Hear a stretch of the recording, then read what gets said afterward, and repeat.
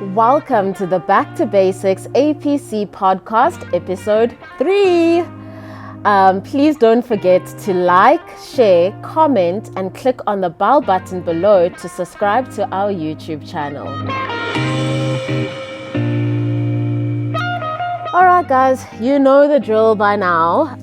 Before we get started, we like to do a bit of a get to know you, put a personality to the face game. And today, I don't know if I'm nostalgic or what, but I'm just in this zone where I just found a question that I found super interesting that I wanted to ask each and every one of you. And it goes like this. What is the best piece of advice that you've ever heard? Starting with Ronaldo, I see you nodding, so Yo. yeah, lucky number one. Best piece of advice I ever heard.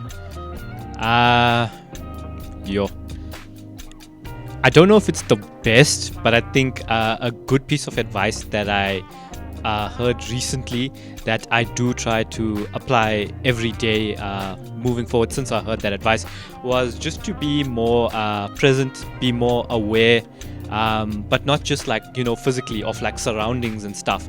I think just to be more in the moment with what's happening, when people are talking to you, just to enjoy the moment, enjoy it for what it is, not to dwell so much on the past, not to worry about so much on the future, because yes, whatever you're going to do now is going to impact the future, but I think it's also just important just to live and enjoy what's in front of you.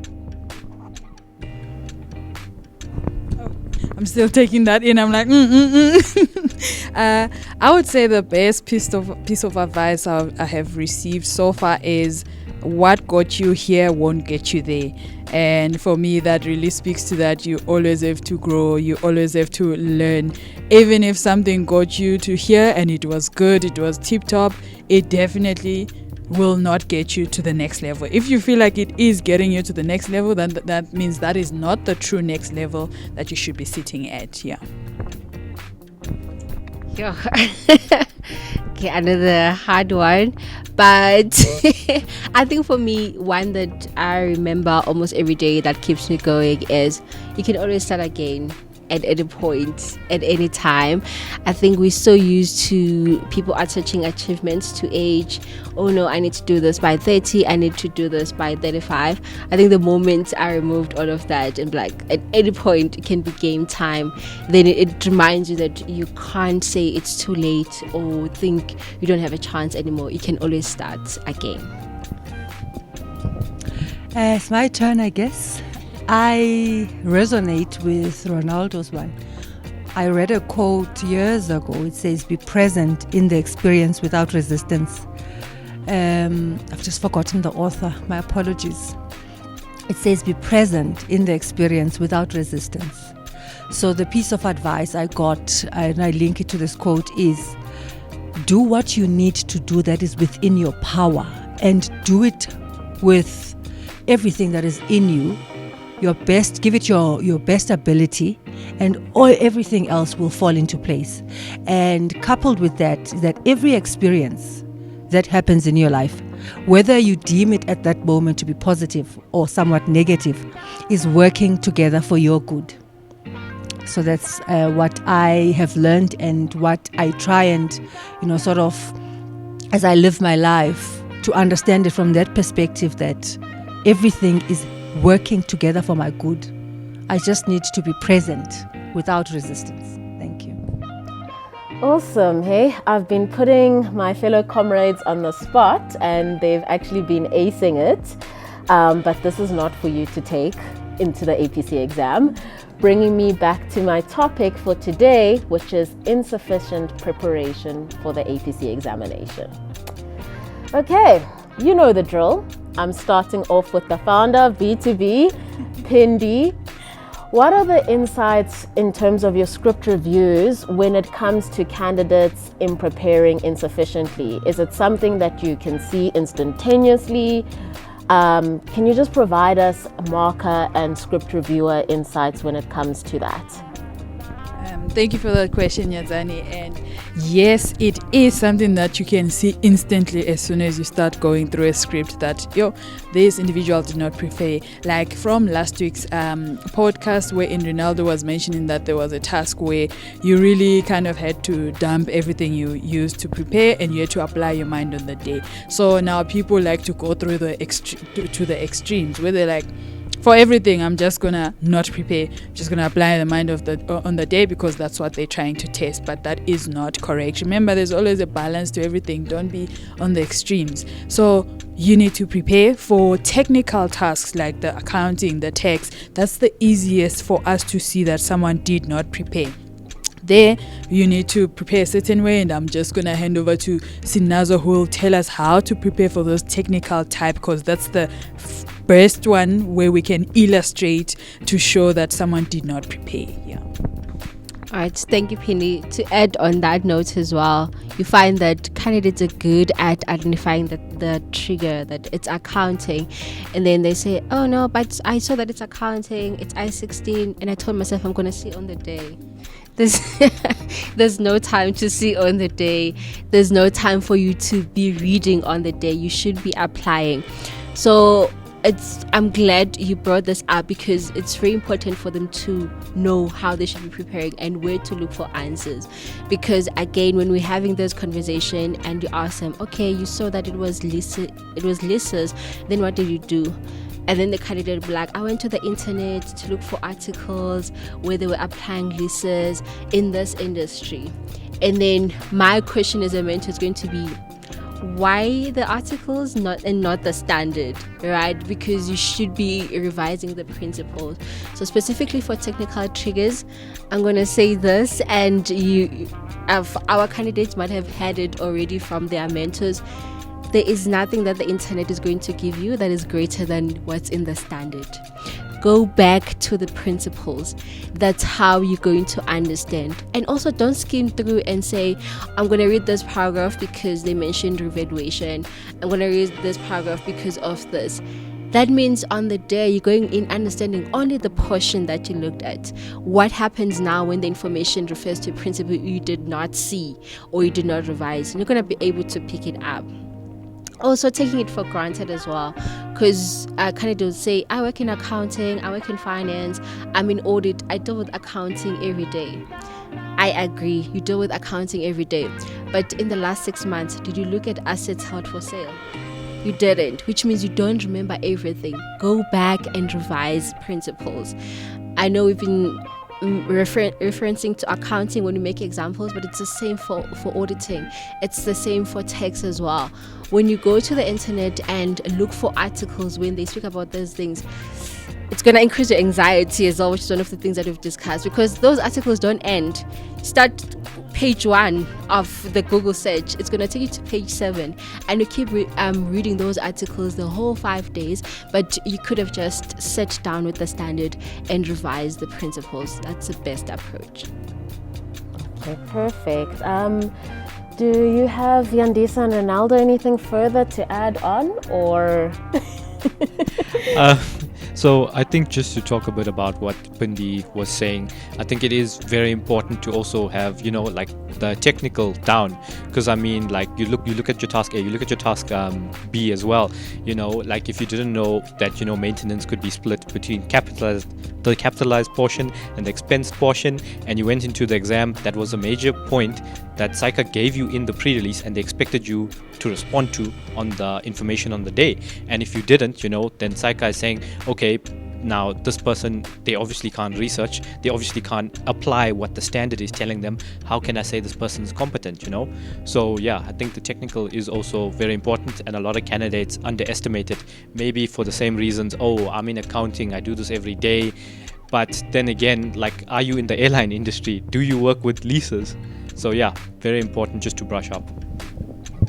And if I might add, Nyazani, being underprepared is doing a disservice to oneself.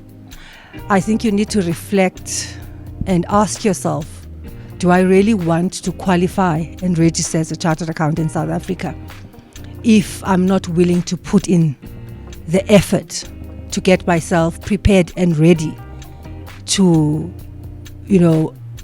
do the exam and be successful in it. So let us reflect. Why am I doing this? For what purposes? Why am I even pursuing this dream? That if you've got an answer to that, it will really push you to ensure that you are prepared and ready on the day. Thanks. Sure, guys. These sessions just keep getting better and better. I don't know about you. So Sinazo, my question is to you, what is the back to basics recommended approach for preparing during the pre-release period? And I know a couple of sessions back you mentioned planning on the day. So maybe if you could also just reiterate what you mentioned then now when you're taking us through the back to basics recommended approach. Okay, thank you so much for that question. So I'm going to refer a lot to what we discussed last week, which is presence and comprehension. It's very important during the pre-release period while you are trying to understand the case study, because it's going to affect how you prepare. So you have to read, and again, it's going to be more than once. Okay, you need to read it more than once. That's something that Ronaldo said. I think it was our episode 1. He said he read the scenario every day. Okay, because when you read something and then you put it away, when you read it again tomorrow, you're going to see something different, or you're going to understand it from a different perspective. So that's very important. You read it on the first day, okay, you read it more than once there. So by the time you get to the third time reading it, that's when you start understanding a bit more and seeing the direction that it's leading towards. So when you keep reading it, then you're going to get more points and get other angles that you should have considered. Okay, then once you have read and you've understood the focus of each question, it's very important to not forget the information at the beginning of the scenario, because you forget it. Always tell candidates that you're not going to get a specific task for that information, but it's relevant in everything that you're going to going forward. So before you go and spend the whole night looking at for similar companies, looking at financial statements of similar companies, your answers are in that case study. Go back to it and look at the information that they provided you. And it's not just about identifying triggers, because there's that thing of I need to find 7 triggers, I need to find 8 triggers. Don't put that pressure on yourself. Understand the information, because the more you understand the information, you're actually going to see what they want you to do. You read until you understand. Then there's a part where, for example, the CFO says, I need to report to the board of directors in terms of what's the best way of declaring a dividend, right? It's there. Now you ask yourself, okay, this is what I can expect on the day. How do I prepare for this? Then you work with that information. Then the next step is going to be the source of information, as we said. Okay. I think one of the disadvantages for our qualification is that we don't have research as a compulsory module as part of our qualification. So the first time we really get introduced to research is APC, which may be hard to understand, because for us, maybe from our previous school projects, we think research means go to the internet. But that's not going to work with everything. As we said, if it's accounting, go back to your IFRS. If it's tax, go back to your standard.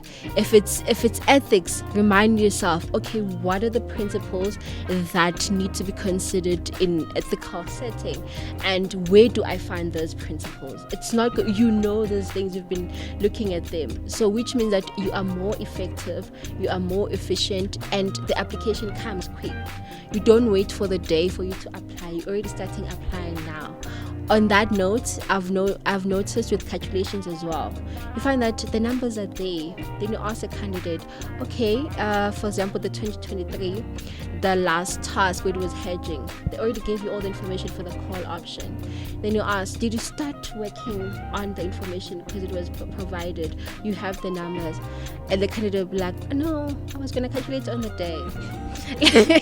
You could have saved yourself 5 to 10 minutes by working with the numbers already. So it's very important to summarize, be present, understand the information, know that the answers are in the scenario, be efficient with your research, which means identify the proper sources, understand the task, then that's going to help you with the prep.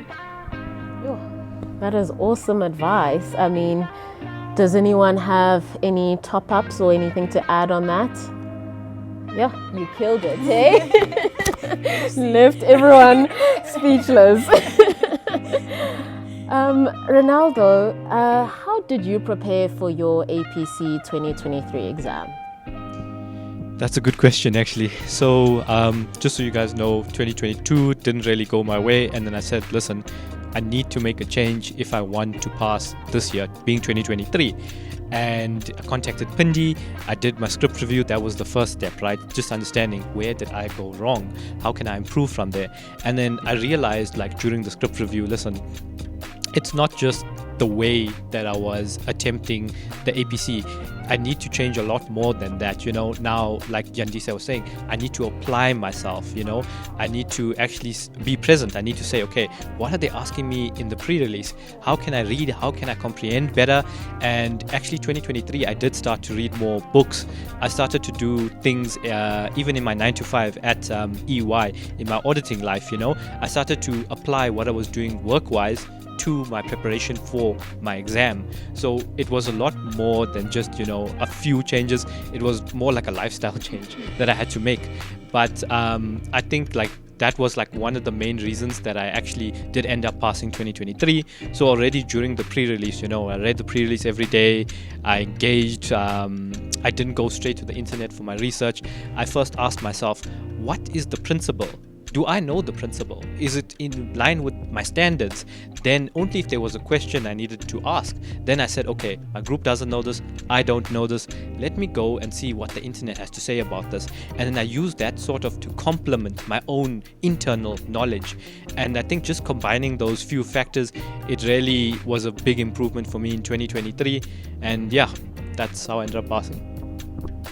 You mentioned something key where you said that you used your work life, you know, to help you prepare for the APC.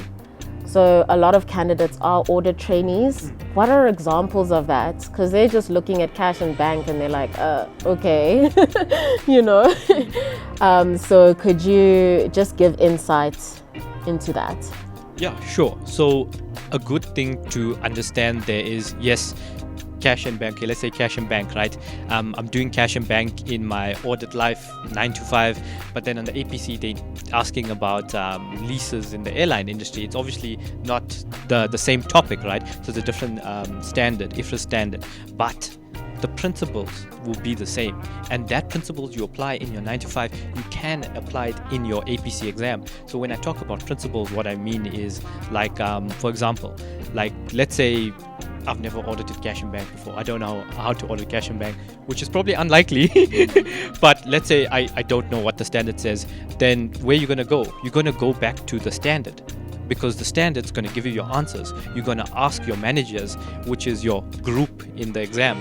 You're going to get that knowledge to obviously do your work, because that's your work. That's what they're paying you for, your 9 to 5. But now, why can't you do the same in your APC?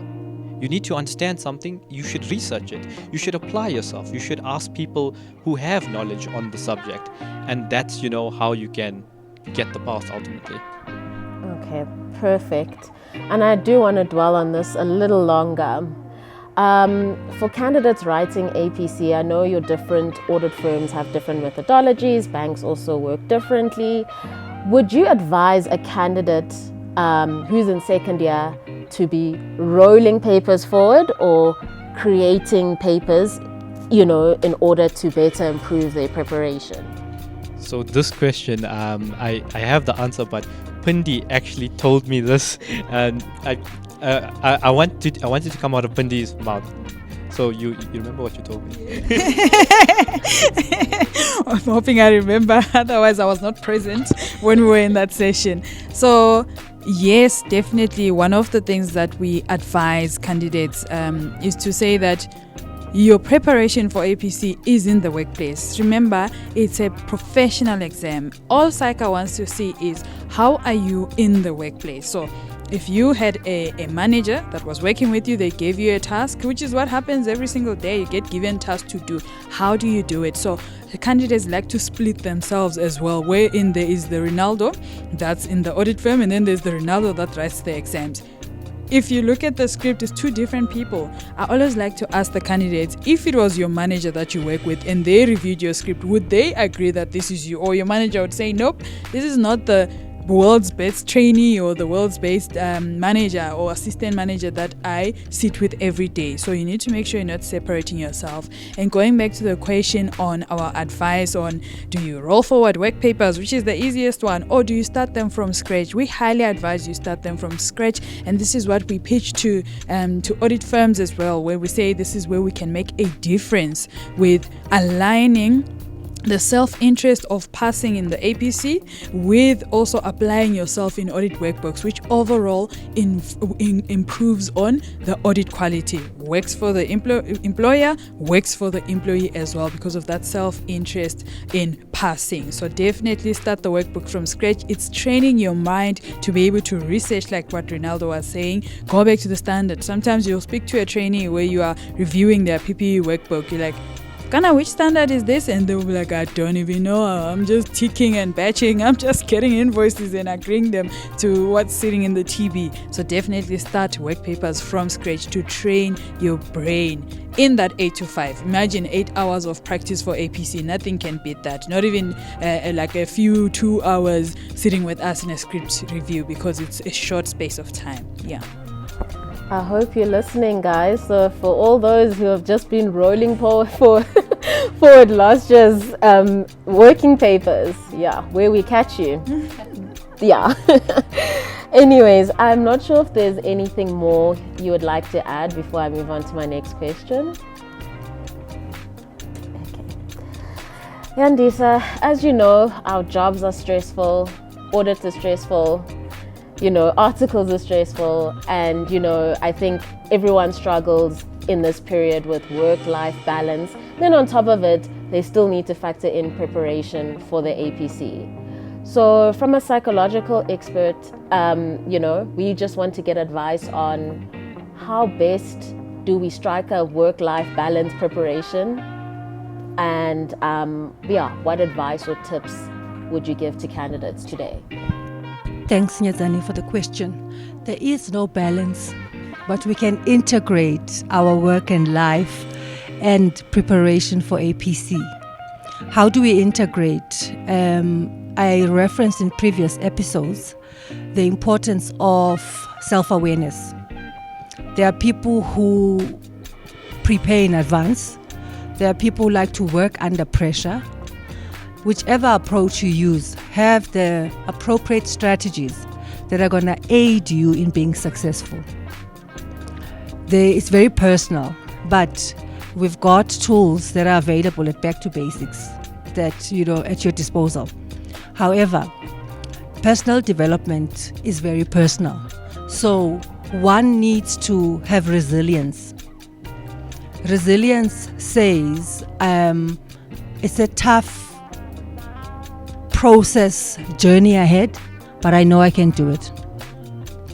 Have the humility to ask what is asking. Get the right tools. Expose yourself to people who can make your life easier. Have patience with yourself, but in being patient, be mindful of what needs to be done. You must have your own strategies over and above what Back to Basics offers. Have your own personal strategies on how to manage your life, your work. It's an integration process. I am not here to lie to you and say it's easy. It's not easy, but it needs you to be present. We've been referencing presence today and in previous episodes. It is important to be present in your life. Take care of yourself, mind, body, and spirit. Proper nutrition, regular exercise, and have time to mingle, that social contact. But how you do it, it's also very personal. So to sum it up, have resilience, be self-aware, know the strategies that you have in place to integrate everything, and know that you are going to be in a period of extreme pressure where there's long hours and maybe not so much sleep, but it's for a season. It will pass. If you're working in consulting, for example, it happens that you end up working 16-hour days. You still need to eat, you still need to sleep, you still need to go to the gym if you go to the gym, or whatever form of exercise that you enjoy. So it's a journey and a process of managing oneself. Self-regulation is really personal. You really need to tap in within and say, who am I? Why do I want this? And the sacrifices that you make over a period of 2 months will benefit you for a lifetime. So there are instances where you might not sleep as much, but we are encouraged to sleep, for you to have an all-round positive well-being. So it's managing and really being present and trying to integrate everything under extreme difficulty. We have to acknowledge that, and being humble is saying, I am struggling, and having days where you give yourself 3 hours not to focus on anything that is work, on anything that is APC related in terms of preparation, and taking a break. So it's really a process of looking within and trying to navigate one's life. It is personal. It is really, really neat. It's inherent in one. You really need to go within and make sure that you succeed. And it will pass, because once you've registered, you'll get a different set of challenges. But again, everything that we have, we encounter in life, we are prepared for it. We are ready for it. So have self-awareness, be self-confident, and know that you can do it. Wow. Thank you.